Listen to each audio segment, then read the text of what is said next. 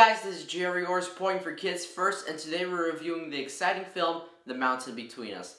Not only does this film have absolutely spectacular acting that really makes the story come to life, it also has beautiful cinematography that some shots look like they belong in an art gallery. The story begins when two people are on a small flight to Denver, Colorado. Sadly for them, on the way there, the small plane crashes in the mountains due to the fact that the pilot had a stroke on the way.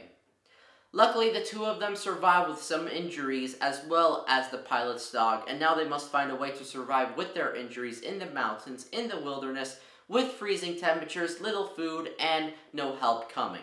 It's a very exciting plot that not only tells about their struggles with the wilderness trying to find a way back to civilization, but with each other as well. I really have to say that I thought this film had so many good things about it. I thought that cinematography for the most part was spectacular. The scene where the plane crashed not only looks really good, but the cinematography is just beautiful. Almost the entire scene of the plane crashing is one single shot that keeps on moving, and it just looks so beautiful, it looks so fluid, and it looks so realistic. The sound mixing really adds to the plane crash, and it's just so exciting, and it's something you really have to see in a theater because it makes your blood pump, it makes your heart beat, it really makes the adrenaline flow through you just because of how intense it is. So I have to say that, although there are some problems, I have to give kudos to the creators for that one scene because it is probably one of the best plane crashes in a movie I've ever seen. There are some things I thought really could have been improved on, and one of that was the plot. I'm not saying that the idea itself was bad. I thought it was very good and it was executed perfectly until the end. The end was probably my least favorite part in the entire runtime of the film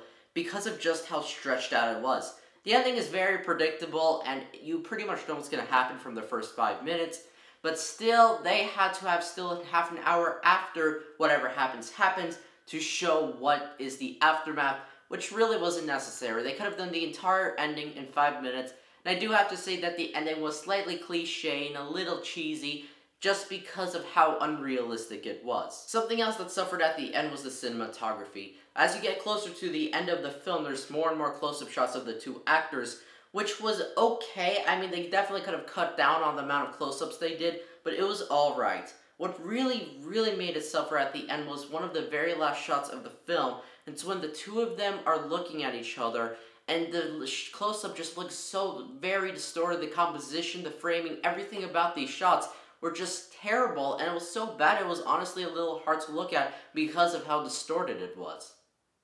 I have to say that my favorite scene would be that plane crash scene. Something I liked really particularly about it is that they didn't show the plane from the outside at all. They showed everything from the very inside of the plane, which gave it a nice first-person perspective, as if you're on the plane with them, which is a little terrifying. I mean, the whole scene felt terrifying, even though you know that it was all special effects and that it is a fictional film, and it is a film, it still felt terrifying, and I do have to say that the sound mixing and sound quality in general was a big part of that. So that's why, like I said, watch this scene, watch the whole film, but at least this scene in a movie theater or with surround sound, just so you can get that feeling, because it is loud and it is so powerful. This is definitely not a kid's film. There's a lot of mature scenes and a lot of mature topics talked about in this movie, so it's really meant for older teens and adults as well. For that reason, I give it an age rating of 13 to 18.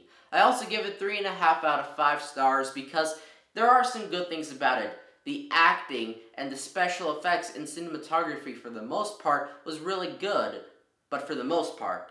There's also a lot of things that they could have improved on. It has a runtime of 1 hour and 50 minutes, and I think it would have been a little stretched out at 1.5 hours, or even less than that. So for that reason, I have to say that it feels a little boring at times, and as well as that, the cinematography at the end really looks hideous, and the ending itself is just cliche and way too long. If you'd like to check out this film, it's in theaters near you, starting October 6th. I'm Gerry, supporting for Kids First. Bye!